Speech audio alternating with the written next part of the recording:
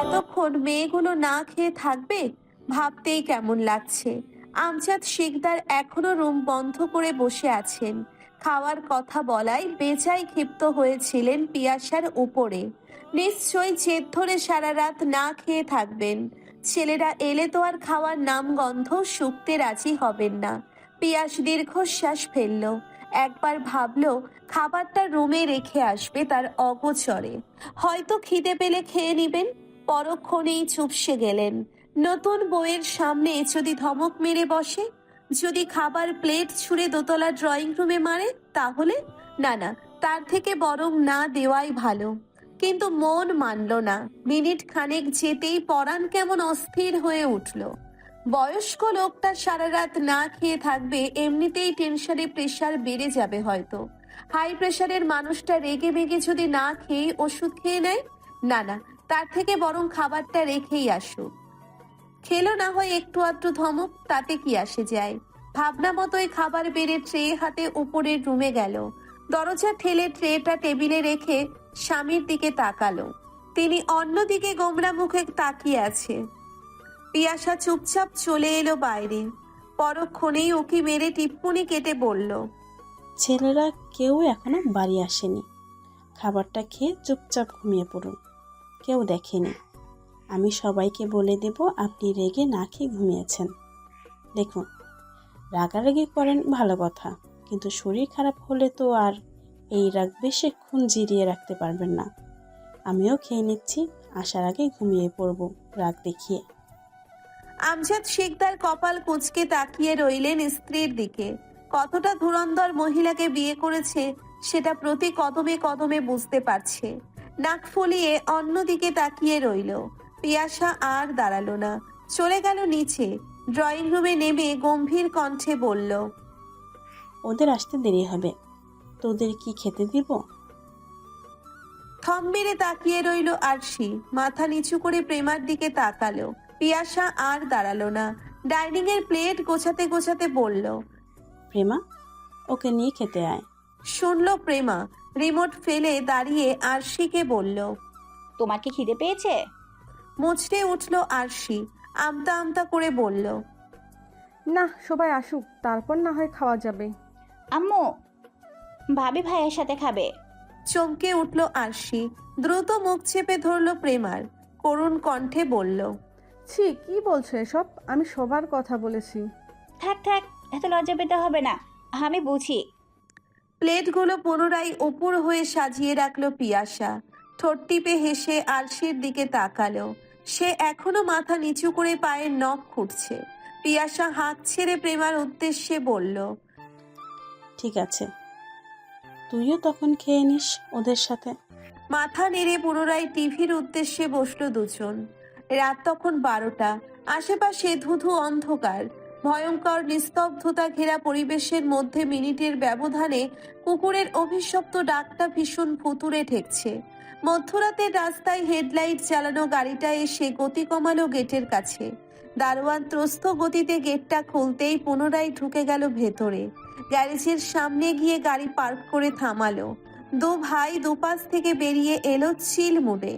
আজ অনেকক্ষণ আড্ডা দিয়েছি বাভেল, প্রায় কতগুলো দিন পরে আবারও সেই পুরনো অনুভূতি। একটু আড্ডা, একটু মাস্তি যেন মুহূর্তেই ভুলিয়ে দিয়েছে সে বিবাহিত। শীষ দিতে দিতে সদর দরজা দিয়ে ভেতরে ঢুকলো। আশ্চর্য, লাইট চালানো, এখনো কি ঘুমায়নি কেউ? পরস্ত্রস্ত পায়ে সোফায় বসলো। হেলান দিয়ে পাভেলের উদ্দেশ্যে বলল, যা বলেছি মনে থাকে জানো, কাল সকালের মধ্যে তোর শাশুড়ির ফোন নাম্বার দিবি। চমকালো পাভেল। এতক্ষণে হুঁশ ফিরল যেন, দ্রুত পায়ে দোতলায় উঠল। আরশি যে বাড়িতে একা আছে সেটা বেমালুম ভুলেই গিয়েছিল। বন্ধুদের সাথে আড্ডা দিতে দিতে কিভাবে যে এতটা রাত হয়ে গেল টেরই পাওয়া গেল না। দরজা চাপানো, ধাক্কা মেরে খুলে ভেতরে ঢুকতেই ঢোক গিলল। না, রুমে নেই আরশি। জোর পায়ে বারান্দায় গেল।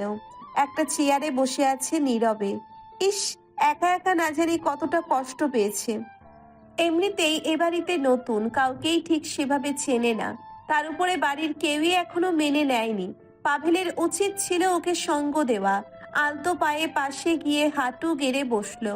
কোলে মাথা কুঁচে মিনতি করে বলল, সরি সোনা, অনেকক্ষণ বসে রেখেছি তাই না? আসলে ফ্রেন্ডরা ভীষণ জোর করছিল থাকার জন্য, তার উপর সামনে নির্বাচন তো, তাই জমানো অনেক কাজ ছিল, একসাথে চাপে পড়েছে তো তাই দেরি হয়ে গেছে। বিশেষ করো কাজের চাপে আমি ফ্রেন্ডদের সাথে একটু ভালো করে কথা বলতে পারিনি। আড্ডা তো দূরের কথা, আর কোনোদিন দেরি হবে না। আরশি এখনো নীরব। পাভেল চমকালো, উঠে দাঁড়িয়ে মাথা নিচু করে তার দিকে তাকালো। কোনো নড়াচড়া নেই, চুপ করে কাত হয়ে আছে। ভালো করে খেয়াল করতেই হা হয়ে গেল। আরশির চোখ বন্ধ, সে ঘুমিয়ে আছে। নিজের উপর বিরক্ত হয়ে গা ঝাড়া দিল। ডোন্ট কেয়ার ভাব নিয়ে বলল, দূর, এত ঘুমিয়ে আছে, আর আমি কিনা শুধু শুধু এত মিথ্যে বলে পাপের বোঝা বাড়ালাম। আর আশ্চর্য, আমি কেন এত কৈফিয়ত দিতে যাব? এইটুকুই বউ কি ভয় পাওয়ার মতো নাকি? সারাদিন ঘুরবো ফিরবো, বন্ধুদের সাথে আড্ডা দেবো, রাত হলে বিড়াল ছানার মতো ঝাপটা ধরে ঘুমিয়ে থাকবো, ব্যাস। আমি ঘুমাইনি, আপনার কথাগুলোই শুনছিলাম। লাফিয়ে আরশির দিকে চাইলো পাভেল। কলিজাটা যেন ধরাস করে উঠল। আপনি কি ভেবেছিলেন আমাকে যা বোঝাবেন তাই বুঝে বসে থাকবো? মিথ্যা বানিয়ে টানিয়ে গল্প বানাবেন আর সেগুলো মেনে নেব। সেই 6টায় বেরিয়েছেন আর এখন বাজে 12টা। আমাকে কি মানুষ মনে হয় না? বাড়ি আনলেন, ছুঁড়ে এক কোণায় ফেলে দিয়ে যা খুশি করলেন, আবার নিজের সময় মতো এসে ধরে বুকে টেনে ঘুমাবেন, তাই তো? হাসি পেল পাভেলের। নিজেকে সামলে অবাকের সুরে বলল, এই তুমি আবার তোমার বোনের সাথে কন্ট্যাক্ট করছো না তো? দেখেছো আমার সহজ সরল বউটার মাথায় কীভাবে ক্রিমিনাল বুদ্ধিশুদ্ধি ঢুকিয়ে দিয়েছে ওই স্পর্শের সর্দার? এটা কিন্তু মোটেও ঠিক না। আরে শোনা, তুমি বুঝতে চাইছো না কেন? বাড়ি এসেছি এখন, যদি সারাক্ষণ তোমার সাথে বসে থাকে তাহলে তো হাসাহাসি করবে সবাই, বলবে এটুকু একটা বউ তার সাথে সারাক্ষণ চিপকে লেপটে বসে থাকে। শেষে তো তুমি লজ্জা পাবে বলো? আর সে কিছু বলল না। অন্যদিকে তাকিয়ে রইল মুখ ফুলিয়ে। এমনিতেও সে খুব একটা রাগও না, কারণ প্রায় 11:30 পর্যন্ত প্রেমার সাথে আড্ডা দিয়েছে। সময়গুলো দারুণ কেটেছে। পাভেল আরশিকে নিশ্চুপ দেখে হতাশ হলো। বলল, তুমি কি খেয়েছো? দেখো আমার খুব খিদে পেয়েছে, নিচে চলো। আর বাকবিতণ্ডায় জড়ালো না আরশি। পাভেলকে নিয়ে নিচে এলো। ইতিমধ্যেই খেয়ে হাত ধুয়ে নিচ্ছে পরশ। আরশি কিছুটা অস্বস্তিতে পড়ল। মাথা নিচু করে রান্নাঘরে গেল জগে পানি ভরতে। পরশ হাসলো। টিস্যু দিয়ে মুখ হাত মুছতে মুছতে পাভেলের উদ্দেশ্যে বলল, দেখেছিস বিয়ে করে ঠিক কতটা পিছিয়ে গেছিস তুই? আমার খাওয়া শেষ, আর ততক্ষণে ধরে বোর কাছে ক্ষমা টমা চেয়ে মানিয়ে নিয়ে মাত্র খেতে আসলে ভাবতেই করোনা হচ্ছে। এ নাকি আমার ভাই। পাভেল দাঁত কেলিয়ে চেয়ারে বসলো। প্লেট নিতে নিতে বলল, আমি তো তাও খেতে পারছি, কিন্তু তুমি যাকে বিয়ে করার প্ল্যান করছিস আদৌ রাতে কখনো খাবার জুটবে কিনা সেটাই সন্দেহ। ভীষণ খারাপ লাগছে ভবিষ্যৎ দিনগুলোর কথা ভেবে। ইস, বেচারা। মুহূর্তেই মুখটা থমথমে হয়ে গেল পরশের। দাঁতে দাঁত চেপে বলল, স্টুপিড, আমারটা আমি বুঝে নেব। চুপচাপ যা বলেছে সেটা কর। সকালের মধ্যে নাবার না বলে তোর খবর আছে। আরশিকে আসতে দেখেই পরশ চলে গেল। পাভেল স্বাভাবিক হয়ে খেতে আরম্ভ করলো। আর সিও খাচ্ছে। বেশ কিছুক্ষণ নীরবতার পর পাভেল আদুরে কণ্ঠে বলল, ডার্লিং। ভ্রু কুচকে ফেললো আরশি। খেতে খেতে বলল, এত ঢং করার প্রয়োজন নেই, সম্ভব নয়। হাসলো পাভেল, বলল, হুস, তোমার যত বাজে ইঙ্গিত। আমি বলেছিলাম আর কি শাশুড়ির নাম্বারটা লাগতো, দিয়ে যাবে মাই সুইটার। চমকালো আরশি। বাড়ির কথা মনে পড়তেই মুখ চোখ শুকিয়ে গেল মুহূর্তেই। নইয়ে যাওয়া কণ্ঠে বলল, কি করবেন? ওদেরকে ফোন দিতে বারণ করেছে আপু, খুব রাগারাগি করে। আরে তুমি চিন্তা করো না, মানাতে তো হবে শ্বশুর শাশুড়িকে, নাম্বারটা তো দাও। মাথা নাড়ল আরশি। ঘাড় কাত করে বলল, ঠিক আছে, সকালে নিয়েন। ঘড়ির কাঁটায় তখন মাত্র 7টা। সূর্য উঠে গেছে ইতিমধ্যেই। তার প্রকাণ্ড আলোতে ধরণীয় উজ্জ্বল হয়েছে। রোদের তপ্ততা এখনো গায়ে পড়ার মতো না হলেও এই গরমের মধ্যে একাধারে মিনিট পাঁচেক দাঁড়ালেই পিঠ পুড়ে যায়। বারান্দা থেকে সরে এলো পরশ। রোদটা গায়ে লাগছে বেশ। হাতের নাম্বারটা নিয়ে সারা রুমে পায়চারি কাটছে। কি বলা যায় ভদ্র মহিলাকে? কি বললে স্পর্শের কাছে দিবে কথা বলতে? অনেক ভাবনা চিন্তা করার পর ভাবলো ভার্সিটির প্রফেসর সাজবে। স্পর্শের তো সেকেন্ড ইয়ারের এক্সাম শেষ। এই বিষয়ে কিছু কথা বললেই হয়তো দিয়ে দিবে ফোন। যেই ভাবনা সেই কাজ। কল দিয়ে মুখের সামনে ফোনটা আনলো। বুকটা কেমন ধুকপুক করছে। শরীরটা উত্তেজিত হচ্ছে নানা চিন্তায়। সাজানো কথাগুলোও জড়িয়ে যাচ্ছে। ইস, সব এলোমেলো করে ফেলেছে পরশ। ওপাশ থেকে ফোন রিসিভড হলো। মুহূর্তেই ভদ্রভাবে শান্ত গলায় সালাম জানালো। চোখ মুখ কুচকালো স্পর্শী।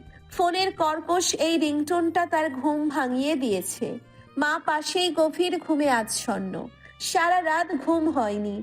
কিভাবেই বা ঘুমাবে? হসপিটালে বসে কি আর ঘুমানো যায়? অনেক বলে কয়ে শেষ রাতে সিঙ্গেল বেডটার একপাশে গুটি সুটি মেরে শুইয়ে দিয়েছে স্পর্শী। ফোনের ওপ্রান্তের সালামের উত্তর দিয়ে ঘুমন্ত কণ্ঠে বলল, কে? আম্মু তো ঘুমাচ্ছে। চমকালো পরশ। এটা স্পর্শী। ওফ, যাক বাবা, বাঁচা গেল। তাও এত মিথ্যে কথা আর বলতে হবে না। ওপাশ থেকে কোনরূপ সাড়া না পেয়ে স্পর্শী আবারও তাড়া দিল। আরে কে বলছেন? গলা পরিষ্কার করে নিল পরশ। শান্ত কণ্ঠে বলল, আমি বলছিলাম, আসলেই হয়েছে কি, লোকে মুখে শুনেছিলাম বিয়ের আগে আগে প্রাক্তনের দোয়া নিতে হয়, নইলে নাকি সম্পর্কে অভিশাপ লাগে। সেজন্যই কল করলাম। দ্রুত একটু দোয়াটাও করে দাও। একটু পরে বরযাত্রা নিয়ে বনতে যাব। আর মজার কথা কি, তোমার ভাগ্যটা অতি প্রসন্ন। এই দেখো, আজ তোমার বোনই আমার বউকে বরণ টরণ করে ঘরে উঠাবে। কি দারুণ ব্যাপার, তাই না? তোমার তো গর্ব হওয়া উচিত। দ্রুত দোয়া করে দাও। চোয়াল শক্ত করে ফেলল স্পর্শী। দাঁত মুখ খিচে কিছুটা অশ্রাব্য গালি দিল। তোকে আমি দোয়া চিবিয়ে খাওয়াবো, ভর্তা করে মুখের মধ্যে ঢুকিয়ে দেব, অসভ্যের বাচ্চা তুই। আর শুনল না পরশ। কেটে দিল ফোন। কারণ এর পরের ভয়ঙ্কর শব্দগুলো দাবানলের মতো পড়বে। সেই শব্দের চিৎকারে যদি ফোনের স্পিকার সহ কানটাও যায়, তাহলে যাক, আজ অনেক দিন পর একটু শান্তি পেল। আপাতত চালানো শেষ। পরবর্তী দোয়া সে গায়ে হলুদের আগে চাইবে এবং নিশ্চয়ই স্পর্শিয়া সর্দার দোয়া করবে। স্তব্ধতার চাদরে মুড়িয়ে ফোনের দিকে তাকিয়ে রইল স্পর্শিয়া। মুঠো ভর্তি হাতে ফোনটা রয়েছে। দোপা মুড়িয়ে এক পায়ের হাঁটুতে থুতনি ঠেকিয়ে তাকিয়ে আছে সাদা চাদরটার উপর। প্রকৃতি তার সাথে অদ্ভুত এক খেলায় মেতে উঠেছে। যতই প্রাণপণে চেষ্টা করুক না কেন, দিন শেষে ব্যর্থতাগুলো হানা দিচ্ছে হৃদয়ে। সযত্নে লুকিয়ে রাখা ঘাগুলো তাজা হয়ে উঠছে ক্রমশই। চোখের কোণ দুটো তপ্ত পানিতে ভরে উঠল। পাপড়ি ডিঙিয়ে সেটা মুখের নরম আস্তরণকে ভেদ করার আগেই বৃদ্ধ আঙ্গুল উঁচিয়ে মুছে ফেলল। স্নিগ্ধ দৃষ্টিতে মায়ের দিকে তাকিয়ে ডাকলো। হাত দিয়ে আলতো গতিতে দুবার নাড়া দিল। ধরপড় করে উঠে বসলো পিপাসা। কি হয়েছে রে? খারাপ লাগছে? আবার বমি করবি? স্পর্শী ক্লান্ত দৃষ্টিতে মায়ের দিকে তাকালো। মাথাটাকে হেলিয়ে বুকের মধ্যে ঠাঁই নিল। তার ডান হাতটাকে দুহাতের মধ্যে শক্ত করে জড়িয়ে নিল। কণ্ঠে নমনীয়তা এনে অনুনয় করে বলল, আম্মু বাসায় চলো প্লিজ, আমার এখানে একটু ভালো লাগছে না। হসপিটালের মধ্যে কেমন ওষুধ ওষুধ গন্ধ, আমার ভীষণ বমি পাচ্ছে। এই গন্ধের মধ্যে খেতে পারবো না। আমাকে বাসায় নিয়ে যাও, এখানে থাকলে আরও অসুস্থ হয়ে পড়বো। আচ্ছা ঠিক আছে, আমি ডাক্তারের সাথে কথা বলে দেখব। আগে আসুক, যদি বলেন তোকে ছাড়পত্র দেওয়া যাবে তাহলে সাথে সাথেই বাসায় নিয়ে যাব। বিরক্ত হলো স্পর্শী। মুখভঙ্গি করুণ করে অন্যদিকে তাকালো। এরপর মাকে বোঝানোর স্বরূপ বলল, উফ মা, তুমি বুঝতে চাইছো না কেন? এখানে থাকলে বরং ওদেরই লাভ। ওরা আমাকে এখানে রাখার জন্য সর্বোচ্চ চেষ্টা করবে। প্লিজ, ওদের পারমিশন নেওয়ার প্রয়োজন নেই। তুমি বলো, আমার মেয়ে এখানে থাকতে পারবে না। ও হসপিটালে বসে খেতে পারে না, বমি করছে। ওকে বাসায় নিয়ে যাব আমি, ব্যাস। এরপর ওনারা শুনতে বাধ্য। আর তাছাড়া আমি কোনো অপারেশনের পেশেন্ট নই যে আমাকে প্রত্যেক বেলায় ড্রেসিং করাতে হবে, যার কারণে হসপিটালে থাকবো। জ্বর হয়েছে, অতিরিক্ত দুর্বল ছিলাম বলে ঔষধে কাজ করছিল না তেমন। এখন সুস্থ আছি, কালকে কতগুলো স্যালাইন নিলাম। এখন বাড়ি গিয়ে সময় মতো খাবার আর ঔষধ খেলেই ঠিক হয়ে যাব। শান্ত হয়ে শুনলেন পিপাসা। মেয়ের কথা মাথা নাড়িয়ে মেনেও নিলেন, কেননা মেয়ে যথার্থই বলেছে, তার এই বক্তব্যে কোনো প্রকার ভুল নেই। কিন্তু সায় দিতে গিয়েও আবার বাধাপ্রাপ্ত হলেন। উৎকণ্ঠিত হয়ে বললেন, কিন্তু তোর যে জ্বর, নার্স তো কয়েক ঘন্টা পর পর এসে চেক করে যায়, ওটা কি করবে বাসায় বসে? ওহো, তুমি মোটেও কাজের না। আরে সকাল বিকাল প্রয়োজনে ফার্মেসিতে গিয়ে মেপে নিব। খুব বেশি দরকার হলে একটা থার্মোমিটার কিনেও নাও, আমি মেপে নিব। মেয়ের কথার পিঠে আর কোনো জবাব দিতে পারলেন না পিপাসা। ডাক্তারকে সবটা বলার পরই তিনি তৎক্ষণাৎ যাওয়ার অনুমতি দিলেন। হাঁপ ছেড়ে বাঁচলেন। একে তো এখানে বসে খাওয়ার সমস্যা, তার উপর ঘুম। জীবনে বেঁচে থাকার জন্য সব থেকে প্রয়োজনীয় দুটো উপকরণ হলো খাওয়া এবং ঘুম। এই দুটেই যদি বাদ যায় তাহলে তো সেটা মহা মুশকিল। একদিকে রোগী ভালো হবে, অন্যদিকে রোগীকে দেখভাল করার জন্য থাকা অভিভাবক তার থেকেও গুরুতর অসুস্থ হবে। এ যেন এক চক্র। দ্রুতই এই চক্র থেকে বের হতে যায় পিপাসা। বাড়ি গিয়ে কোনো মতে একটু খিচুড়ি রান্না করে গোসল সারবে। এরপর মেয়েকে খাইয়ে দাইয়ে সোজা ঘুম দিতে হবে। আমি আমজাদ শিকদারের সাথে কথা বলতে চাই, ওনাকে ডাকুন। হাঁক ছেড়ে উত্তর দিলেন ব্যক্তিটি। খানিকটা তবদা খেয়ে গেল মতিউর। দোতলার দিকে তাকিয়ে জনশূন্য বারান্দাটা একবার দেখে নিল। সামনেই বেহাই হতে গিয়েও না হওয়া ব্যক্তিটি ক্ষুব্ধ হয়ে দাঁড়িয়ে আছে। তার এই ক্রোধের কারণও যুক্তিসঙ্গত। এই তেজ, এই ঝাঝালো কথার পরিবর্তে কিছু বলার মুখ আর শিকদার বাড়ির কারণেই। মতিউর বললেন, শান্ত হন আপনি, এখানে বসুন, আমার সাথে কথা বলুন, আমি বুঝিয়ে বলছি। ব্যক্তিটি বোঝার চেষ্টা করবেন না, শুনলেনও না, বরং কণ্ঠকে 3 গুণ উচ্চতায় নিয়ে চিৎকার করে উঠলেন, আমাকে কথা দিয়ে আমার মেয়েকে আনুষ্ঠানিকভাবে আংটি পরিয়ে এখন নানা অজুহাত দিয়ে বিয়ে ভেঙে দিচ্ছেন কেন আপনারা? আমি আমজাদ শিকদারের কাছে কথা বলবো, ওনার থেকে জবাব চাই। উনি নিজেই তো মেয়ে দেখে আংটি পরিয়ে আসলেন, তাহলে বিয়ের আগে দিনরাত এমন নাটক করার কি হলো? এত এত আত্মীয় স্বজনদের দাওয়াত দিয়েছে, সবাই মুখে চুলকানি দিচ্ছে আমার মুখ। কত আয়োজন ছিল, সব ব্যর্থ। দরজা খুলে রুম থেকে বেরিয়ে এলেন আমজাদ। ত্রস্ত পায়ে গম্ভীর মুখশ্রী নিয়ে এগিয়ে এলেন সোফার দিকে।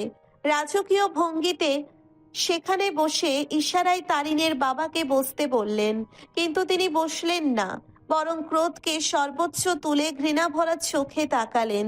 আমজাদ কণ্ঠে শীতলতা আনলেন, বললেন, ঘটনাটার জন্য আমি সত্যি অনুতপ্ত। এরকমটা হওয়ার কোনো সম্ভাবনাই ছিল না, কল্পনাও করিনি কখনো, কিন্তু ওই যে ভাগ্যে ছিল। আপনারও আর আমারও সেই সন্ধ্যা থেকে অতিথিদের ফোন দিয়ে ফিরিয়ে দিতে হয়েছে। আয়োজনও সব করা ছিল, কিন্তু যাই হোক, আমি এ বিষয়ের কথাই বলতে চাইছি না, যথেষ্ট শিক্ষা হয়েছে। লোকটি ফুঁসে উঠলেন, বললেন, 3-3টা গরু বিয়ে উপলক্ষে কেনা হয়েছে, ডেকোরেশন থেকে শুরু করে যাবতীয় বাজারও অগ্রিম টাকা দিয়ে অর্ডার করা ছিল। লাখ লাখ টাকা ক্ষতি হয়েছে, এগুলো ক্ষতিপূরণ কে দিবে? আমি মানহানির মামলা করব আপনাদের নামে। দুঃখিত আঙ্কেল, থানা থেকে গতকালই আমাদেরকে কনফার্ম করা হয়েছে, তারা আপনাদের মামলা নেবে না। চমকে তাকালো উপস্থিত সবাই। পাভেল সিঁড়ির কোনায় হেলান দিয়ে আপেল খাচ্ছে। তারিনের বাবা ক্ষেপে গেল, ক্রোধ নিয়ে বলল, ক্ষমতা দেখাচ্ছ? চকিতে তাকালো পাভেল, চমৎকার ভাবে হেসে বলল, আরে হ্যাঁ, ঠিক ধরতে পেরেছেন আপনি। এত বড় একজন এমপি, অথচ একটু একটু 2-1 জায়গায় ক্ষমতা না দেখালে কি চলে বলেন? অনেক অনুনয় বিনয় করা হয়ে গেছে, এবার সোজা হিসাব, ক্ষতিপূরণ নিয়ে চুপচাপ মেয়ের বিয়ে অন্য কোথাও দিয়ে দিন। আর তা না করে যদি 1 পা বেশি হাঁটতে যান তাহলে সেটাও পাবেন না। আফসোস, বুদ্ধিমানের জন্য ঈশ্বরই যথেষ্ট, বুঝলেন? চোখ টিপ মেরে কথাগুলো বলে ডাইনিং এর দিকে এগিয়ে গেল পাভেল। থতমত খেয়ে গেল লোকটি। ইতিমধ্যেই আমজাদের ইশারা মোতাবেক টাকা নিয়ে এসে পড়েছে মতিউর। গুনে গুনে 5 লাখ টাকা হাতে নিয়ে পুনরায় বলল, আমি খুবই অনুতপ্ত। ভালো একটা ছেলে দেখে মেয়েটাকে বিয়ে দিয়ে দিবেন, ভীষণই লক্ষ্মী মেয়েটা। লোকটি অস্বস্তিতে পড়লেন, কিছু বলতে গিয়েও কিছু একটা ভেবে চুপ রইলেন।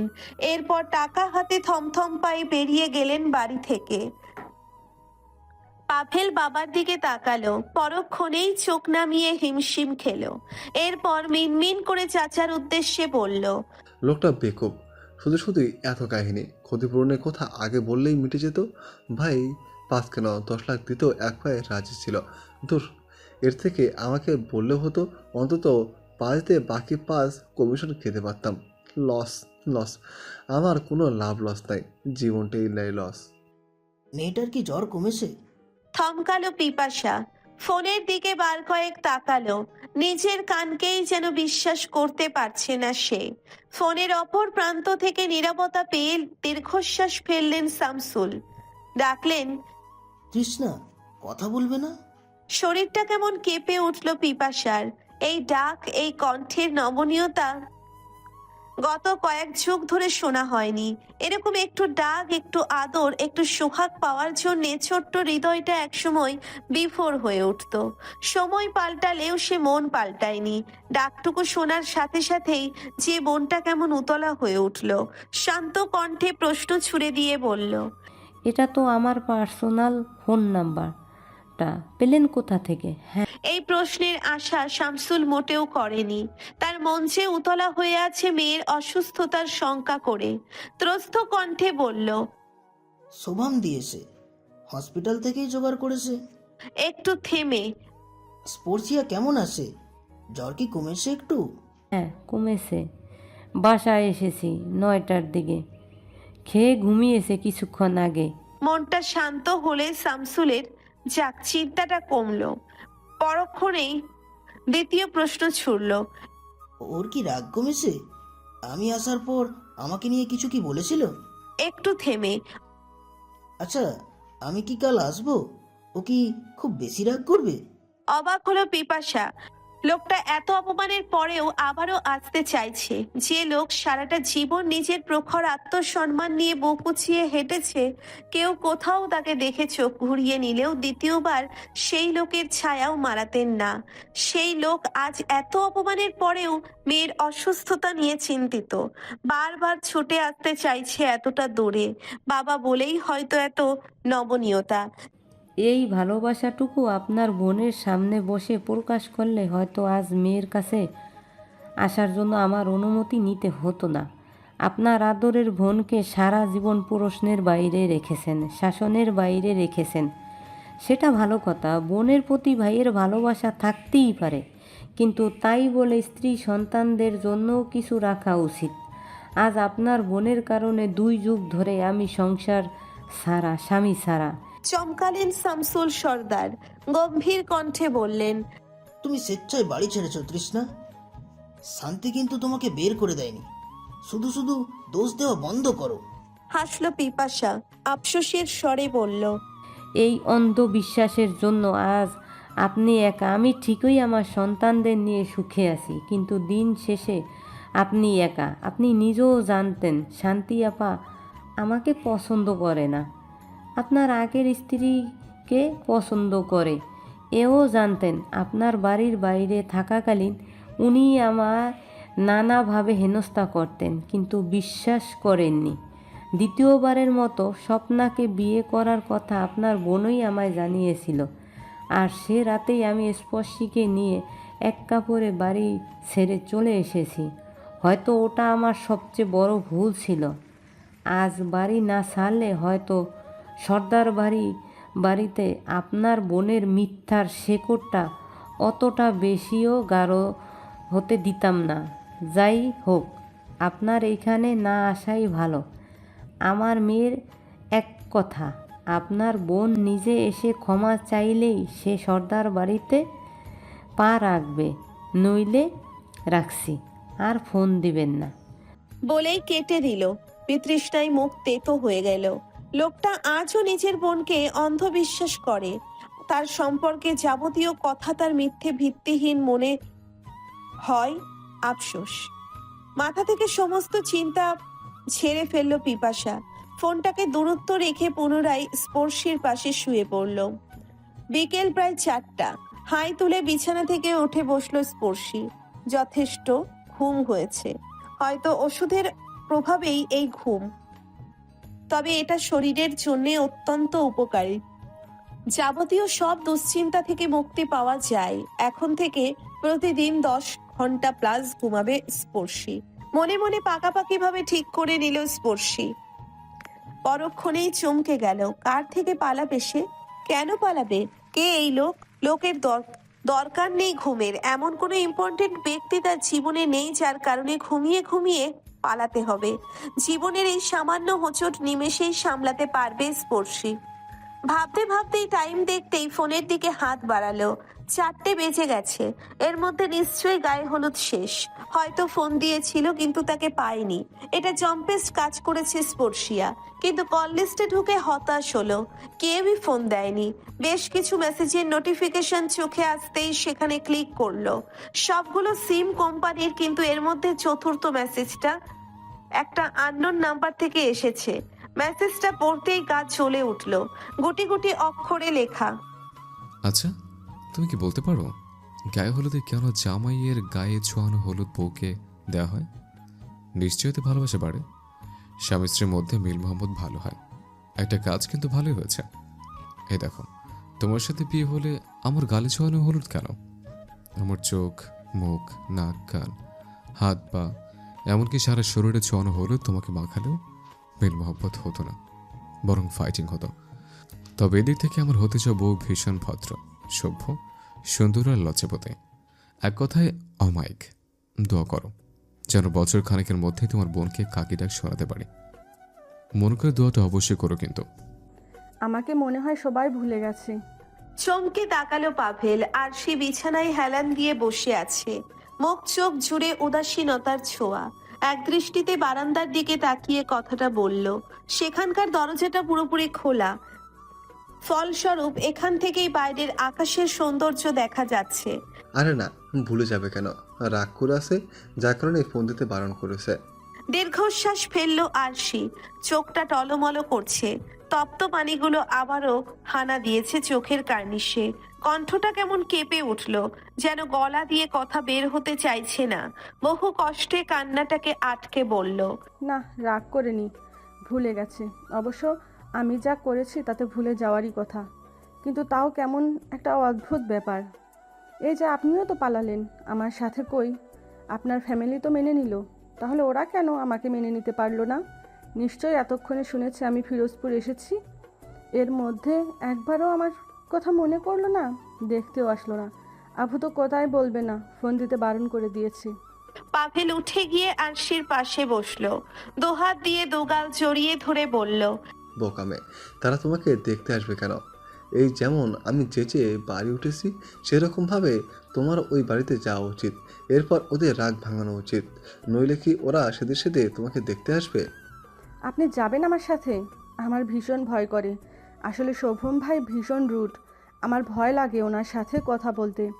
আর তাছাড়া আব্বু অনেক রাগী, যদি থাপ্পড় মেরে দেয়। হাসলো পাভেল, বলল, একটা থাপ্পড় হজম করার ক্ষমতা না থাকলে ও বাড়িতে যাওয়ার দরকার নেই। আর গেলেও এখন না, আরও কটা মাস যাক, ওদেরও রাগটা কমুক, তারপর না হয় আমি নিয়ে যাব তোমায়। মন খারাপ করার কোনো দরকার নেই, সব ঠিক হয়ে যাবে। রাতের দ্বিতীয় প্রহরের সূচনা লগ্ন। চারদিকে অন্ধকারাচ্ছন্ন। রুমের এক কোণে উত্তাল হয়ে বসে আছে পরশ। ঘড়ির কাঁটায় তখন 10টা। সে অপেক্ষা করছে সময়ের। এই তো আর মিনিট খানেকের মধ্যেই সেই কাঙ্ক্ষিত লগ্ন, যে সময়টাতে স্পর্শিয়া সর্দার জ্বলে পুড়ে খাক হবে। সারা রুম জুড়ে পাইচারি করতে করতে সাজিয়ে নিল জ্বালাময়ী কথাগুলো। এরপর ফোন হাতে এগিয়ে এলো ব্যালকনির দিকে। আজ পূর্ণিমা। চাঁদটা নিজের সমস্ত সৌন্দর্যকে বহিঃপ্রকাশ করে মাতোয়ারা করতে চাইছে, কিন্তু এই সৌন্দর্য টানতে পারল না পরশকে। এ যেন হার মানল তার প্রেয়সীর রূপের সামনে। সত্যিই তো রূপবতী। স্পর্শিয়া অত্যাধিক মাত্রায় সুন্দরী। ঘন মেঘের ন্যায় কালো কেশি, হাঁটু অবধি চুল, সারা মুখশ্রী জুড়ে মায়া এত কম নয়। ভাবনার মধ্যে সিম চেঞ্জ করে শেষ করে ফেললো, কেননা দুপুরের দিকে যেই মেসেজ দেওয়া হয়েছে তাতে যে এই নাম্বারটাকে এখনো স্পর্শিয়া সর্দার আস্ত রাখবে এটা সম্পূর্ণ অবাস্তব। এমনকি তার ওই নাম্বারটা বন্ধ থাকাও অসভ্যের কিছু না। আবার হতেও পারে মায়ের ফোন দেওয়ার সুবাদে গুরুত্বপূর্ণ কলের আশায় সিমটাকে অনই রেখেছে। রিং পড়ছে অনবরত, 3 বারের সময়ও রিসিভড হলো কল। ওপাশ থেকে এক ভদ্র মহিলার আওয়াজ এলো। তিনি সালাম দিয়ে বললেন, কে আপনি? থমকে গেল পরশ। গুরু গম্ভীর কণ্ঠটা সম্পূর্ণরূপে স্পর্শিয়ার মাকে ইঙ্গিত করছে। ইস, ফোনটা তাহলে মায়ের হাতে দিয়ে দিয়েছে। উত্তেজনায় কণ্ঠ কাঁপছে, কান থেকে তড়িৎ গতিতে ফোনটা নামিয়ে সামনে রাখলো। খানিকটা দম নিয়ে নিজেকে সংযত করলো, বলল, ওয়ালাইকুম আসসালাম আন্টি, আমি স্পোর্টসের ভার্সিটির ফ্রেন্ড। ওর ফোনটা বন্ধ, একটু দেওয়া যাবে ওকে? খুবই ইম্পর্টেন্ট কথা ছিল, জাস্ট 5 মিনিটস। আচ্ছা, একটু ওয়েট করো, দিচ্ছি। তোমার নাম কি? বিপাকে পড়লো পরশ। কি নাম বলবে সে? আর নাম জিজ্ঞেস করছে কেন? সে কি আদেও তাকে সন্দেহ করছে? জি, আমার নাম। বলার আগেই ওপাশ থেকে পিপাসা বলল, নাও কথা বলো। ভ্রু কুচকে ফেললো স্পর্শী। উনি ভ্রু উঁচিয়ে মায়ের উদ্দেশ্যে বলল, কে ফোন করেছে? কথা বলে দেখো। বলেই রুম থেকে বেরিয়ে গেল পিপাসা। যাওয়ার সময় হাঁক ছেড়ে বলল, দ্রুত টেবিলে আসবি, তোকে খাইয়ে দাইয়ে ওষুধ খাওয়াতে হবে, এরপর আমি ঘুমোতে যাব। ফোন কানে ধরে নিশ্চুপ হয়ে বসে রইল। কেমন একটা গাঢ় সন্দেহ হচ্ছে। ওপাশ থেকেও কোনো সারা শব্দ আসছে না।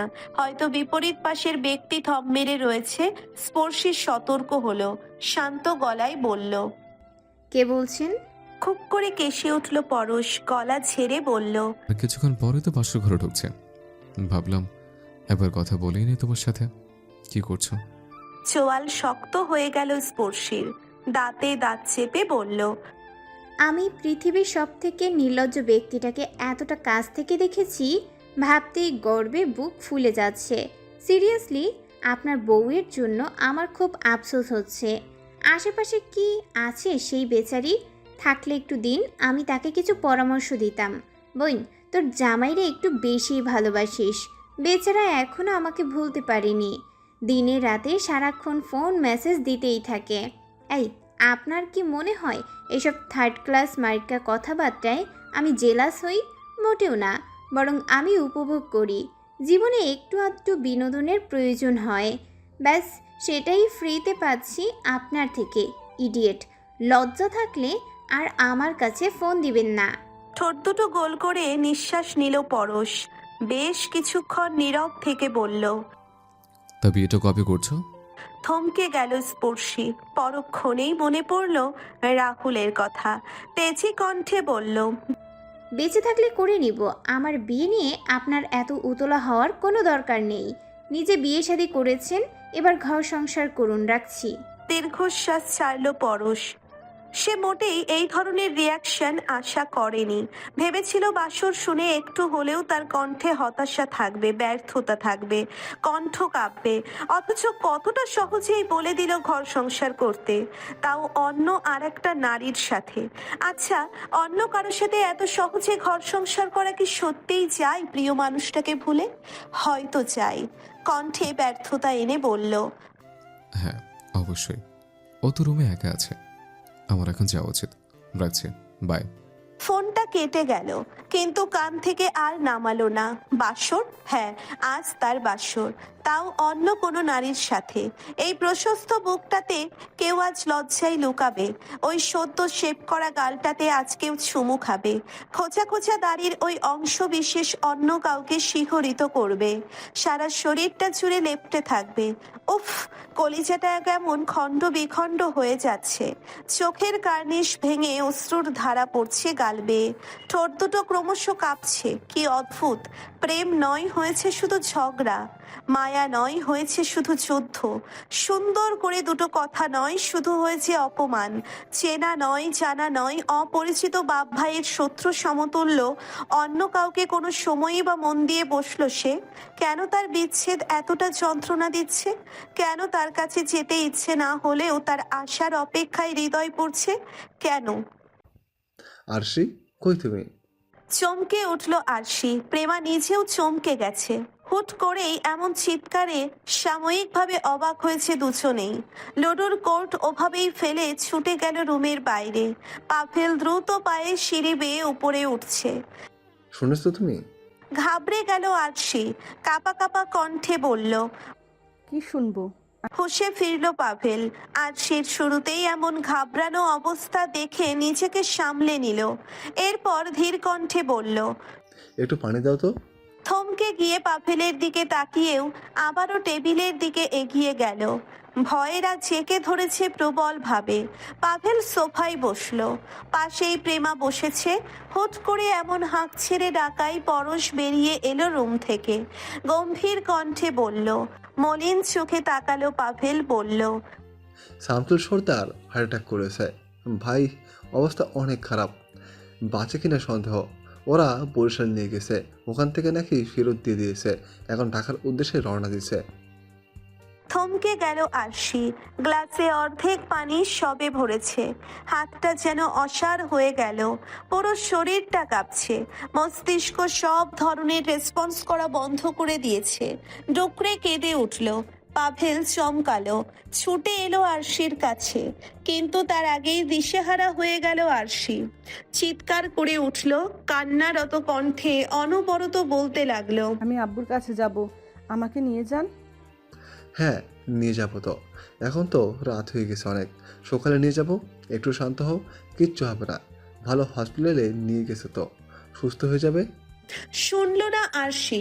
অনবরত খামচি দিতে লাগলো পাভেলের হাতে। হুঁশ হারিয়ে দুপাশে মাথা নাড়িয়ে চিৎকার করে বলল। আমার আব্বু মরলে তারপরে নিয়ে যাবেন আমাকে। আমি এক্ষুনি যাব। না নিয়ে যেতে পারলে আমাকে ছাড়েন, আমি একাই যাব। আরশিকে জোর হাতে আটকে রাখলো পাভেল। সান্ত্বনা দিয়ে বলল। একটু শান্ত হও, আগে ডিটেলস তো জানি। কোন হসপিটালে নিয়ে গেছে, কোন ডাক্তারের কাছে, এসব কিছু জানে না। হুট করে তোমায় নিয়ে কোথায় যাব? আর 11টা বেজে গেছে, একটু সকালটা হোক, সব কিছু জেনে বুঝে নিয়ে যাব। মানল না আরশি। ওভাবেই ছেড়ে দিল শরীরটা। বারবার মনে হতে লাগলো বাবা বাঁচবে না, কিভাবে যাবে সে। মাথায় আসতেই ছুটল রুমের দিকে। জিহানের নাম্বার আছে তার কাছে, নিশ্চয়ই ওর থেকে জানা যাবে। কিন্তু তার হলো কই? ফোন দিতেই ওপাশ থেকে এক ভদ্র মহিলা জানালো সিমটা নেটওয়ার্ক সীমার বাইরে। হয়তো গার্লফ্রেন্ড চেঞ্জ করেছে, আর সেজন্যেই সিমটাও চেঞ্জ। এক এক করে এ পর্যন্ত 5 বার কল করেছে পরশ, কিন্তু অপর প্রান্ত থেকে ফোনের মালিক রিসিভ করেনি, এমনকি কেটেও দিচ্ছে না। ভীষণ বিরক্তিকর। কপাল কুঁচকে পুনরায় কল দিতেই ওপাশ থেকে কেটে দিল। পরশ এবারে মেসেজ করলো, গুটি গুটি অক্ষরে লিখলো। প্লিজ পড়শিয়া, কলটা ধরো, খুবই আর্জেন্ট। স্পর্শী মেসেজ দেখলো, পরক্ষণেই নাকমুখ কুচকে ফেললো। এর মধ্যেই আবারও কল দিয়েছে। ফোন রিসিভ করে কানে নিতেই ওপাশ থেকে ঝাঝালো কণ্ঠস্বর শোনা গেল। আরে পাগল নাকি? একটা মানুষ এতবার ফোন দিচ্ছে, তার মানে কথাটা খুবই গুরুত্বপূর্ণ। এতটুকু বুদ্ধি ঘটিতে নেই? অসভ্যের মতো বারবার কেটে দিচ্ছ, রিসিভও করছো না। মস্করা পেয়েছ? হা হয়ে গেল স্পর্শী। অবাকের সুরে বলল। আরে আশ্চর্য, আপনি কে যে আপনার ফোন ধরতেই হবে? ধরবো না, কি করবেন? ঠোঁট দুটো গোল করে নিঃশ্বাস ছাড়ল পরশ। শান্ত কণ্ঠে বলল। তোমার আব্বু হার্ট অ্যাটাক করেছে, শুনেছ? স্তব্ধ হয়ে গেল স্পর্শী। মাথার উপরে যেন বজ্রপাত পড়ল। চিৎকার করে বলল। হোয়াট? হার্ট অ্যাটাক করেছেন মানে? কোথায় কোথায় আছে আব্বু? কোন হসপিটালে? কখন হলো এমন? কি হলো বলছেন না কেন? হ্যালো স্পর্শিয়া, স্পর্শিয়া, একটু শান্ত হও। আমাকে তো বলার সুযোগ দিচ্ছ না। মেবি 8টা দ্বিগুণ হার্ট অ্যাটাক করেছেন। মস্তিষ্ক ফাঁকা হয়ে গেল স্পর্শীর। কাতর কণ্ঠে বলল। 8টার দিকে আব্বু অসুস্থ হয়েছে আর আপনি আমাকে এখন বলছেন? এই তো 10টার দিকেও কথা বললেন, তখন কেন বলেননি? মজা লাগছিল আমার বাবা অসুস্থ বলে। বেশ ভালোই তো মস্করা করছিলেন নিজের বাসর নিয়ে। বেঈমান অকৃতজ্ঞ। চোখ দুটো বন্ধ করে নিল পরশ। নিজেকে যথাসম্ভব সামলে নিয়ে বলল। তুমি আমায় ভুল বুঝছো স্পর্শিয়া। আমি মাত্র জেনেছি। পাগল এসে বলল ওনাকে বরিশাল থেকে ফেরত দেওয়া হয়েছে, ঢাকার দিকে নিয়ে গেছে আর আধা ঘন্টা আগে। কান্নারত কণ্ঠে ওপাশ থেকে জবাব এলো। কোন হসপিটাল? আমি জানি না, কীভাবেই বা জানবো বলো। আর সে খুবই কান্নাকাটি করছে। ও যেতে চেয়েছে এক্ষণে, কিন্তু ডিটেলস তো কিছুই জানি না আমরা। আমাকে প্লিজ অ্যাড্রেসটা জানিও। ফোন কেটে দিল স্পর্শী। বিছানা থেকে উঠে ড্রয়ার খুলল দ্রুত হাতে।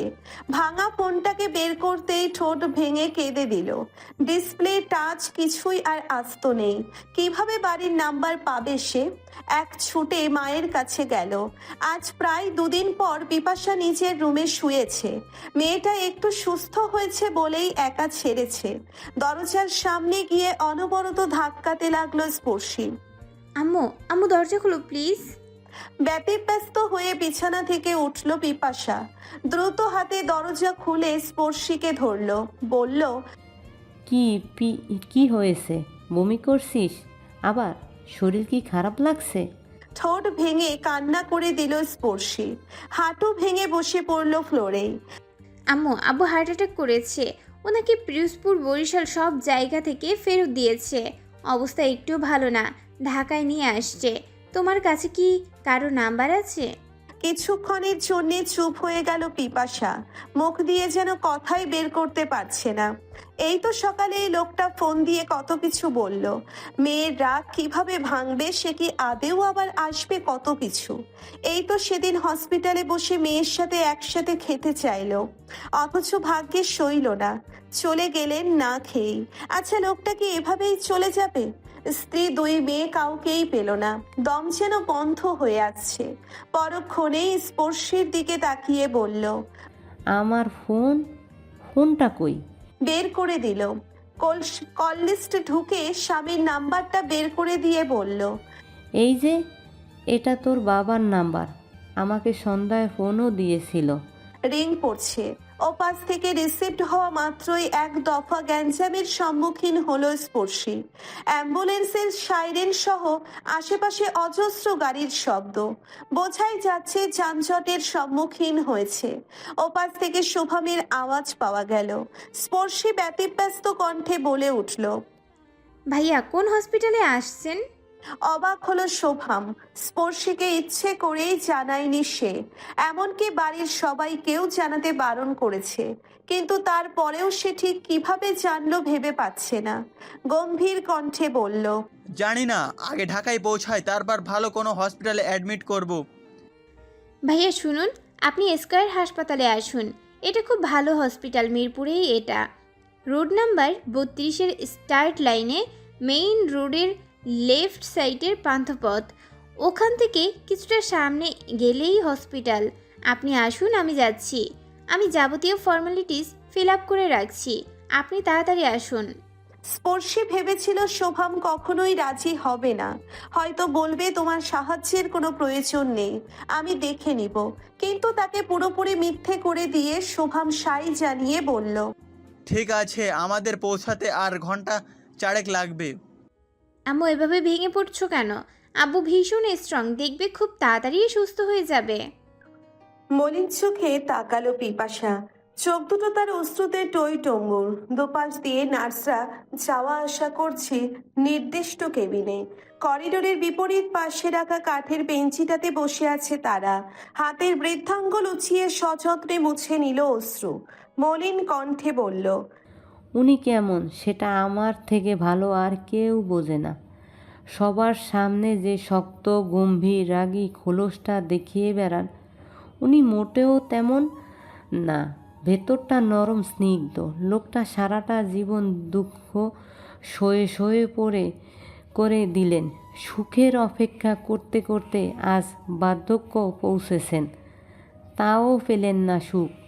না পেলে স্ত্রী, আর না তো সন্তান। আজ আমার আফসোস হচ্ছে, ভীষণ রকমের আফসোস। আমি নিজে জেদকে প্রাধান্য দিয়ে অনেক অন্যায় করেছি। তার সাথে পুরো 19টা বছর স্ত্রী সন্তানহীন একা রাখলাম। আজ যখন এতগুলো বছর পর ফিরলাম, তারপরও নত হলাম না। কেন হলাম না? ওনার তো আমার প্রতি অভিমান থাকাটা স্বাভাবিক ছিল। আমার উচিত ছিল নত হয়ে তার মান ভাঙানো, কিন্তু আমি করিনি, বরং ওনার সাথে মান ভাঙার প্রতিযোগিতায় নেমেছিলাম। আজ যদি নিজেদের মধ্যে সবটা ঠিক করে নিতাম তাহলে অন্ধকার ঘরে এভাবে একাকী গুমড়ে মরতে হতো না। তুই জানিস তোর বাবা একাধারে কতক্ষণ অন্ধকারে ঘরের মধ্যে পড়েছিল। কেউ বুঝতেও পারেনি লোকটা অসুস্থ হয়ে পড়ে আছে, বুকে ব্যথা। না উনি ডাকতে পেরেছেন আর না তো কেউ রুমে দেখতে এসেছে। আজ যদি আমি থাকতাম তাহলে ডাক্তারের কাছে আনতে এতটা দেরি হতো না, আর না তো উনি এতটা কষ্ট পেতেন। মাকে শক্ত করে জড়িয়ে ধরলো স্পর্শী। সবকিছুর জন্যে আফসোস হতে লাগলো। মস্তিষ্ক বলছে এত কিছুর জন্যে দায়ী সে। একে তো আরশি পালিয়েছে, তার উপর সে নিজে ঘর ছেড়ে বাবাকে আরো একা করে দিয়েছে। সবচেয়ে বড় কথা, হসপিটালে অপমান করে তাড়িয়ে দিয়েছে। উফ, কেন করলো এমন? রাগটাকে এতটা প্রাধান্য দেওয়া মোটেই উচিত হয়নি। শোভাম হসপিটালে দেওয়ালে পিঠ ঠেকিয়ে দাঁড়িয়ে আছে, চোখ দুটো তার ফ্লোরে নিমজ্জিত। নানা উল্টাপাল্টা চিন্তা আসছে মাথার মধ্যে। বাবার যদি কিছু হয়ে যায় তাহলে নিজেকে কি করে ক্ষমা করবে সে? এই বয়সে বাবার কাঁধের ভর একটুকে নিজের কাঁধে নেওয়া যেত না? কেন এতটা টেনশনে রাখলো? মনে পড়তে লাগলো পুরনো সেই কথাগুলো। কতবার শামসুল সর্দার তাকে রাজনীতির দিকে মনোনিবেশ করতে বলেছে, কিন্তু সে করেনি। বরাবরই এসব মারামারি বিশৃঙ্খলা অপছন্দের। বাবাকে বারংবার বারণ করেও সরাতে পারেনি। সেই কৈশোর থেকেই তো সে রাজনীতিতে জড়িয়ে। কিভাবে আলাদা করবে? শেষে পারল না আর বাবাকে সরাতে, কিন্তু নিজেও যে খুব ওতপ্রোতভাবে এই কর্মকাণ্ডে জড়িয়েছে তা নয়। ব্যাস, বড়সড় কোনো মিটিং মিছিল হলে সেখানে যেত, কিন্তু বাকি সময়টা নিজের স্বপ্নের পিছনে খাটিয়েছে। বড় বড় টুরিস্ট স্পটের কাছাকাছি জমি কিনে আধুনিক রিসোর্ট বানাতে মশগুল সে। প্রথম প্রথম শামসুল বাধা দিলেও পরে লাভের দিকে খেয়াল করে আর বাধা দেয়নি। একাই ভাইদের নিয়ে সামলেছে রাজনীতি। দীর্ঘশ্বাস ফেলল শোভাম। হয়তো রাজনীতিতে জড়ালে বাবার টেনশনটা অনেকটা কমাতে পারত। চাচা এবং রিহান দূরে বসে আছে, তারাও চিন্তায় মগ্ন। শান্তি সর্দার বাড়িতে চলে এসেছে আরো আগেই। বারবার ফোন দিয়ে কান্নাকাটি করছে কেন তাকে আগে বলা হলো না, কেন তাকে সাথে নিয়ে যাওয়া হলো না। এমন সিরিয়াস মুহূর্তে বিষয়টা ভীষণই বিরক্তিকর ঠেকছিল শোভামের কাছে। ফলস্বরূপ ধমক দিয়ে ফোন কেটে দিয়েছিল। তবে এখন আফসোস হচ্ছে ভাইয়ের প্রতি ভালোবাসার জোরেই হয়তো এমন উদ্ভট কথা বলেছে। এভাবে রুড বিহেভ করা মোটেই উচিত হয়নি। ডাক্তার বের হয়েছে, তাকে দেখতেই সোজা হয়ে দাঁড়ালো, চিন্তিত কণ্ঠে বলল, সব ঠিক আছে, আব্বুর কি অবস্থা এখন? ডাক্তার সাহেব গম্ভীর মুখশ্রী নিয়ে তাকালেন, সিরিয়াস কণ্ঠে বললেন, উনি শ্বাস করতে পারছেন না, নিঃশ্বাসের তল বুকে ব্যথা পাচ্ছেন। আপাতত অক্সিজেন খুলছি না আমরা, ঘুমে ইঞ্জেকশন দেওয়া হয়েছে। এবার ঘুম ভাঙার পর দেখা যাবে বাদবাকিটা। তবে আমরা আশাবাদী, নিচ্ছি স্বাভাবিকভাবে নিঃশ্বাস নিতে পারবেন, চিন্তার কোনো কারণ নেই। ঘুম কখন ভাঙবে ডক্টর? ঘুম ভাঙার পর কি ওনার কাছে যেতে পারবো? কপালে ভাঁজ ফেলে ডাক্তার বললেন, খুব বেশি প্রয়োজন না হলে যাওয়ার দরকার নেই। আর ঘুমটা আগে ভাঙুক, এরপর আমরা চেক করে আপডেট জানাবো। চলে গেলেন ডাক্তার। শোভাম চাচার দিকে চাইলো, পাশেই রিহান ঘুমে ঢুলছে। ঘড়ির কাঁটা ভোর 4:30 ছোবে। শান্ত কণ্ঠে বলল, কাল হতে তো বেশিক্ষণ বাকি নেই, একটু বসে বিশ্রাম নিয়ে নাও। সারা রাতে তো আর কিছুই খাওয়া হয়নি, সকালটা হোক, দেখি আশেপাশে কি পাই। এরপর এগিয়ে গেল স্পর্শের দিকে। তারা কিছুটা দূরে থাকা বেঞ্চিতে বসেছে। এ পাশের বেঞ্চিতে বসা আছে চাচা এবং রিহান। স্পর্শের কাছাকাছি যেতেই ব্যস্ত পারে উঠল স্পর্শী। শোভামের কাছে গিয়ে বলল, কি হয়েছে? ডাক্তার কি বেরিয়েছে? আব্বুর অবস্থা কেমন? ঘুমাচ্ছে, ঘুম ভাঙার পর বাকিটা বোঝা যাবে। আর তো ঘন্টাখানেকের মধ্যে সকাল হয়ে যাবে। তোমরা বরং আলো ফুটতেই বেরিয়ে যেও, সারা রাত তো ঘুমাতে পারোনি। ভ্রু কুচকে তাকালো স্পর্শী, বলল, আমি কেন যাব? তুমিও তো ঘুমাওনি, তুমি যাও। কপালের মাঝখানে ভাঁজ ফেলল শোভাম, বলল, আরে আশ্চর্য, আমি যাব কেন? আমি গেলে আব্বুকে দেখবে কে? চটে গেল স্পর্শী, দাঁতে দাঁত চেপে বলল, তো আমি যাব কেন? আমিও তো আব্বুরই মেয়ে, আমিও ওনাকে দেখে রাখবো। নিঃশব্দে হেসে ফেলল শোভাম।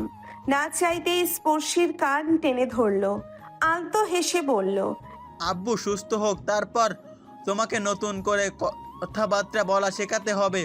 দুদিন পরে বিয়ে দেওয়ার পর তো আমার ভাগ। এভাবে মুখের উপর নাক উঁচিয়ে উদ্ভট কথা বললে তো সংসার টিকবে না। একটু থেমেই, আমি কি বলেছি তুমি এখানে থাকতে পারবে না? বললাম সারা রাত জেগেছো, গিয়ে কিছুক্ষণ বিশ্রাম নিবে।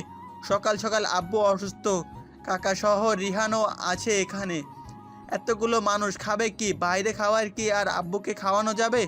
হসপিটালে ক্যান্টিন থেকে তো আব্বুর জীবনেও খাবে না। গিয়ে বিশ্রাম টিশ্রাম নিয়ে খাবার নিয়ে আসবে, এতটুকুই। নাক শীতকালো স্পর্শী অন্যদিকে তাকিয়ে মুখ ফুলিয়ে বলল, সে যাই হোক, আম্মু যাবে খাবার আনতে, কিন্তু আমি আব্বুকে রেখে কোথাও যাচ্ছি না। অস্বস্তিতে পড়ল পিপাসা। আশেপাশে তাকিয়ে ম্লান মুখে জড়তা নিয়ে বলল, আগে ওনার ঘুম ভাঙুক, সুস্থ হোক, ওনার সাথে কথা বলে তবেই খাবার আনতে যাব। তার আগে খাওয়ার দরকার নেই, আমি যাব না। বলেই চলে গেল সেখান থেকে। অবাক হয়ে তাকিয়ে রইল দুজন। কিছুক্ষণ থম মেরে সেদিকে তাকাতেই হেসে ফেলল তারা। ঘড়ির কাঁটায় তখন 7টা। আজ আর আশেপাশে পাখির কলকাকলি কিচিরমিচির আওয়াজ নয়, বরঞ্চ তার পরিবর্তে শোনা যাচ্ছে গাড়ির উদ্ভট হর্নের আওয়াজ। যদিও হসপিটালের ভেতর তোরাই আওয়াজ না এলেও শব্দটা একেবারে ঠুনকোও নয়। একাধারে বেশ কিছুক্ষণ চলমান থাকলে সেটা ঘুম ভাঙাতে যথেষ্ট। শোভাম চোখ মুখ কুঁচকে ফেলল, মাথাটা ভীষণই ধরেছে। উফ, এ কেমন যন্ত্রণা! চোখ মুখ খুলে বিকৃত মেজাজটাকে ঠিক করতেই হাঁটতে লাগলো করিডোরে। বাকিরা এখনো হেলান দিয়ে ঘুমাচ্ছে। দরজাটাকে আলতো ঠেলে ভেতরে উকি মারলেও হতাশ হলো। বাবার এখনো ঘুম ভাঙেনি। পুনরায় দরজাটাকে লাগিয়ে হেঁটে গেল নিচে। হসপিটালের আশেপাশে হাঁটতেই চোখে পড়ল দূরের এক দোকান। মাথাটা যন্ত্রণায় ছিঁড়ে যাচ্ছে। এই মুহূর্তে চা খাওয়া ভীষণই প্রয়োজন। হেঁটে গিয়ে দাঁড়ালো দোকানের সামনে।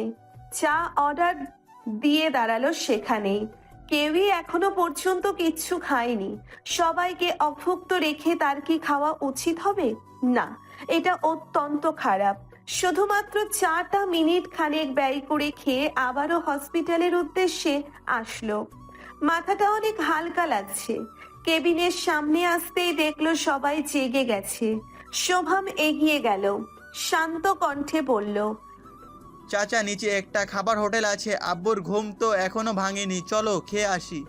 একটু থেমে, স্পর্শিয়া, আন্টিকে নিয়ে এসো। বাত সাধলো পিপাসা। মাথা নাড়িয়ে বলল, তোমরা যাও, খেয়ে আসো। আমি এমনিতেই বাইরে কিছু খাই না, খেতেও ইচ্ছে করছে না। মেনে নিল সবাই, বাধা দিল না কেউই। একে একে 4 জন চলে গেল লিফটের দিকে। প্রায় মিনিট 20 একাকী বসে রইল পিপাসা। মাথা ভর্তি নানা বিদঘুটে জল্পনা কল্পনা মন বারবার অশনি সংকেত দিচ্ছে। মনে হচ্ছে লোকটা আর বেঁচে নেই, মৃত অবস্থাতেই পড়ে আছে ওখানে। আর তারা সবাই অপেক্ষা করছে বাইরে বসে। না না, থমকে দাঁড়ালো পিপাসা। ছুটে গেল দরজার কাছে। শব্দহীন আলতো হাতে দরজাটা খুলে ভেতরে ঢুকে চাপিয়ে দিল। ধীর পায়ে এগিয়ে গেল স্বামীর দিকে। তার এই নিস্তেজ দেহটা প্রতি মুহূর্তে এক ভয়ঙ্কর ঘটনার সংকেত দিচ্ছে। দম বন্ধ লাগছে পিপাসার। লোকটা যে শ্বাস নিচ্ছে তার কোনো রেসপন্সই পাওয়া যাচ্ছে না। কাঁপা কাঁপা হাতে বুকের উপর রাখা চাদরটা সরালো, গায়ের গেঞ্জিটা গুছিয়ে মাথাটা রাখলো বুকের উপর। মুহূর্তেই স্বস্তির নিঃশ্বাস ছাড়লো। না, লোকটা দম নিচ্ছে। এ কি করছেন আপনি? থমকে দাঁড়ালো পিপাসা। দরজার কাছে ভ্রু কুঁচকে তাকিয়ে আছে নার্স। ভীষণ অস্বস্তিতে পড়ল, কিন্তু প্রকাশ করলো না।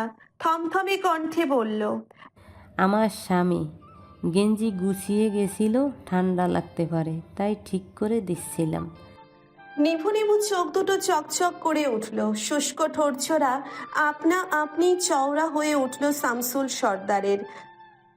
নার্সের কর্কশ কণ্ঠের ধমকের ঘুমটা ভেঙে গেছে তার। ডান হাতটার মুঠো খুলে পিপাসার হাতের আঙ্গুলগুলো ছুলো। থমকে গেল সে, চমকে তাকালো পেছনে, অস্ফুট স্বরে আর্তনাদ করে বলল, আপনার ঘুম ভেঙেছে? কেমন লাগছে এখন? বুকে কি ব্যথা হচ্ছে? কোনো সাড়া দিল না শামসুল। হাতটাকে আলতো উঁচিয়ে অক্সিজেন মাস্ক খুলে দেওয়ার ইশারা করলো। দ্রুত খুলল নার্স, আস্তে করে মুখ থেকে শব্দ বের করলো, কিন্তু সেটা খুবই অস্পষ্ট এবং আওয়াজহীন। পিপাসা ঝুঁকলো, স্বামীর উদ্দেশ্যে আদুরে কণ্ঠে বলল, আপনি আরেকবার বলুন, আমি কিচ্ছু শুনিনি। শামসুল অস্পষ্ট কণ্ঠে আবারও বলল, এর মানে এই যে সে ঠিক আছে, শ্বাস নিতে পারছে। অক্সিজেন মাস্ক পরতে চায় না, কারণ এতে তার নাকে সুরসুরি লাগে। শুধুমাত্র বুকে ভার হয়ে আছে এবং কথা বলতে গেলে বুকটা চিড়ে ওঠে। আস্তে আস্তে উড়ে উড়ে তো যাবো না, একটু ধৈর্য ধরো, গাড়িটা স্টার্ট দিতে দাও। কেঁদে উঠল আরশি, রাগত স্বরে বলল, আপনি মজা করছেন? হ্যাঁ, করবেনই তো, বাবাটা তো আমার, আপনার কি? কানে নিল না পাভেল। গাড়ি স্টার্ট দিতেই পরশ উঠে বসলো ড্রাইভিং সিটের পাশে। প্রেমা ছুটে উঠল পিছনে আরশির পাশে, এক হাতে ভাবিকে জড়িয়ে নিল সান্নিধ্যে। পাভেল অবাক হলো, বলল, তুই কোথায় যাচ্ছিস? শামসুল সর্দারকে দেখতে নাকি? দীর্ঘশ্বাস ফেলল পরশ, হতাশার সুরে বলল, তুই ভুলে যাচ্ছিস, আমারটা এখনো সর্দার বাড়িতে আছে। তুই না গেলে সমস্যা নেই, কিন্তু আমার যাওয়া বাধ্যতামূলক।